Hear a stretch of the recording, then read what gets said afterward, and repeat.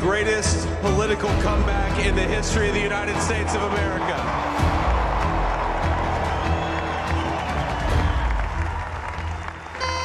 Внимание, расчет, получен приказ. Верен. Внимание, пуск!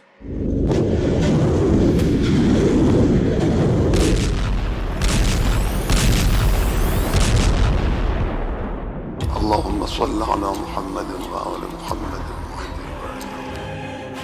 एक तरफ अमेरिका में डोनाल्ड ट्रंप ने जीत का ऐलान किया और दूसरी तरफ ईरान का वार्निंग बटन दबने लगा।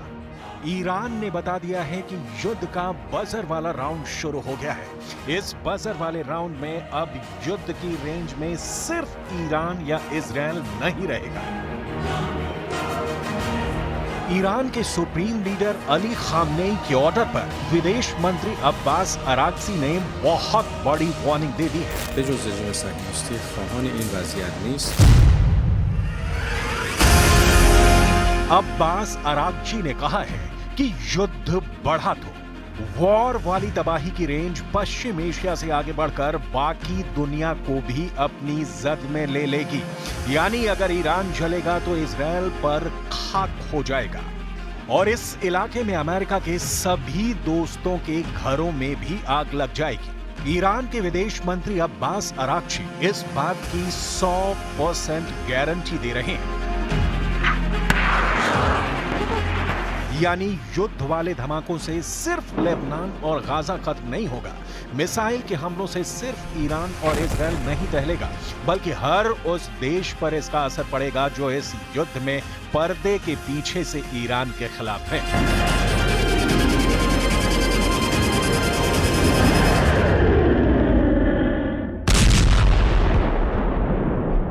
با قوت و قدرت تداوم داره هم در لبنان هم در غزه و فلسطین.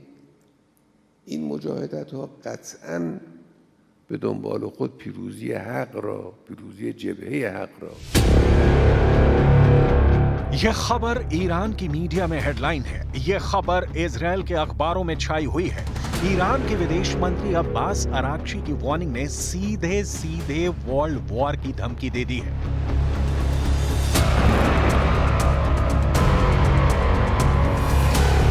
लेबनान में रोज हो रही बमबारी और जलते हुए गाजा को देखकर अब्बास अराक्ची ने बहुत साफ शब्दों में कहा है कि दुनिया को पता होना चाहिए कि अगर युद्ध बढ़ता है तो इसके नतीजे पश्चिम एशिया तक ही सीमित नहीं रहेंगे। असुरक्षा और अस्थिरता बाकी क्षेत्रों और दूर दूर तक फैलेगी।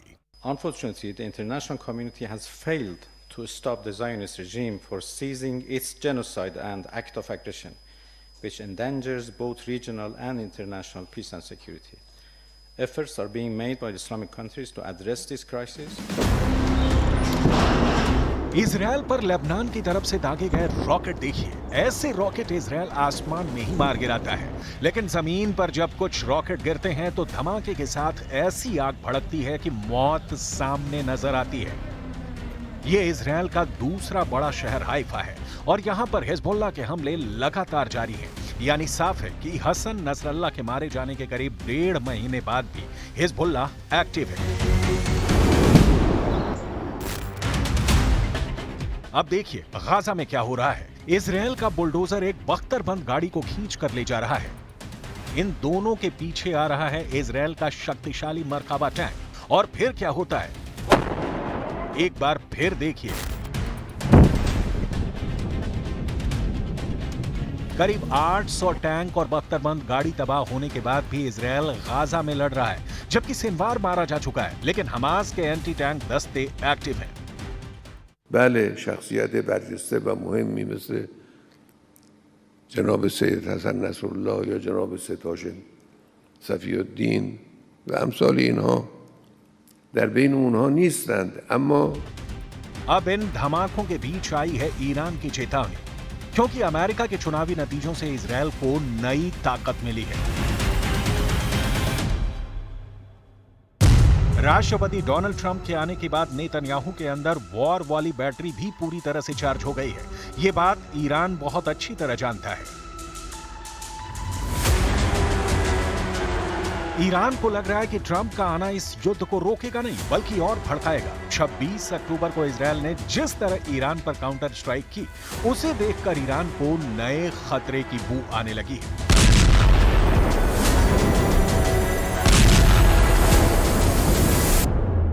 And halts the Zionist regime's crimes. We are working toward a solution to stop these atrocities and to alleviate the suffering of the people of Gaza and Lebanon at the upcoming OIC. Iran के विदेश मंत्री Abbas Araghchi की यह warning Israel से ज्यादा America या कहें कि डोनाल्ड ट्रंप के लिए है। यही वजह है कि ईरान ने बता दिया है कि युद्ध का बजर वाला राउंड शुरू हो गया है। डोनाल्ड ट्रंप के जीतने पर नेतन्याहू ये ना समझें कि युद्ध सिर्फ पश्चिम एशिया तक बाकी रहेगा और सिर्फ गाजा या फिर लेबनान जलेगा। इस युद्ध की जद में पश्चिम एशिया से आगे अमेरिका और इजरायल के दोस्त भी जलेंगे। यही ईरान की वार्निंग वाला बटन है जिसने बजर बजाना शुरू कर दिया है।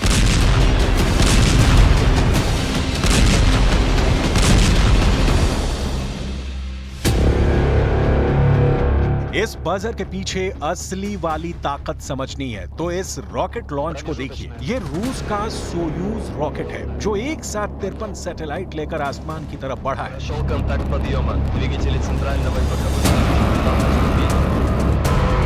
बड़ी बात यह है कि इस रॉकेट में ईरान की दो बहुत ही खास सैटेलाइट भी थी। नाम है कौसर जो आसमान से निगरानी करेगी और दूसरी है हुदहुद जो एक कम्युनिकेशन सैटेलाइट है। ये रॉकेट लॉन्च ईरान और रूस की दोस्ती का वो सबूत है जिसके पीछे अमेरिका और इजरायल का खौफ भी छुपा हुआ है। Большое внимание уделяем обеспечению мира на Корейском полуострове. Как вы знаете, в развитии дружественных связей с КНДР был подписан и вступил в силу российско-корейский договор. एक तरफ नेतन्याहू पर अमेरिका का हाथ है, आप इसे बाइडेन भी समझ लीजिए, और आने वाले वक्त में ट्रंप भी इजरायल के साथ रहेंगे, और दूसरी तरफ ईरान के साथ पुतिन है। पुतिन की सरकार बार बार इस गठबंधन को वर्ल्ड स्टेज पर बता रही है। इसके अलावा चीन भी ईरान के साथ ही है। वो भी चाहता है कि इजरायल के हमले अब बंद हों। व्लादिमीर पुतिन और शी जिनपिंग की पार्टनरशिप का एक सबूत इस एयर शो में छुपा हुआ है। रूस की एरोबैटिक टीम रशियन नाइट्स चीन के जुहाई एयर शो में हिस्सा ले रही है। ये रूस के वो फाइटर जेट हैं जो भारत में भी अपनी कलाबाजियां दिखा चुके हैं। रशियन नाइट्स के सुखोई विमान 2013 में बेंगलुरु एयर शो में पहली बार आए थे। इस बार ये विमान चीन के एयर शो में शी जिनपिंग और पुतिन की पक्की दोस्ती का सबूत दे रहे हैं।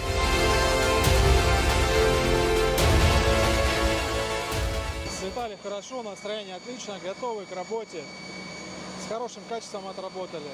И погода, самое главное, хорошая, что позволила нам поработать. В составе шестерки отработали петлю Нестерова, горку.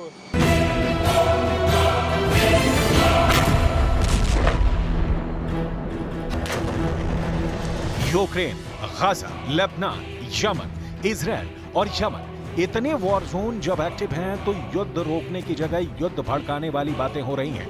तब अमेरिका में डोनाल्ड ट्रंप का जीतना एक बड़ा टर्निंग पॉइंट हो सकता है, लेकिन इजरायल ट्रंप की जीत से बहुत ज्यादा खुश है और यही वजह है कि अमेरिका के चुनावी फैसले के बाद ईरान बहुत ज्यादा आक्रामक है।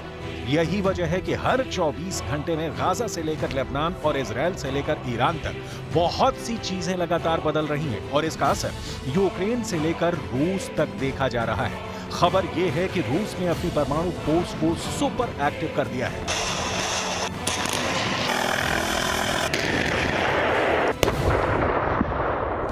हालात ऐसे बन चुके हैं कि एक तरफ पुतिन है, दूसरी तरफ नाटो है और अब बीच में वर्ल्ड वॉर के साथ परमाणु धमाके का खतरा सताने लगा है।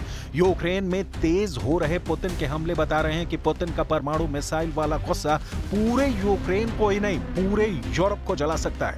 रूस के हमलों से साफ है कि पुतिन का गुस्सा बहुत खतरनाक है। ये युद्ध ज़ेलेंस्की के हाथ से निकल चुका है। ये बात अब ट्रंप को भी समझाई जा रही है कि अमेरिका में राष्ट्रपति चाहे कोई भी हो, पुतिन का इरादा यूक्रेन से लेकर ईरान तक अटल है।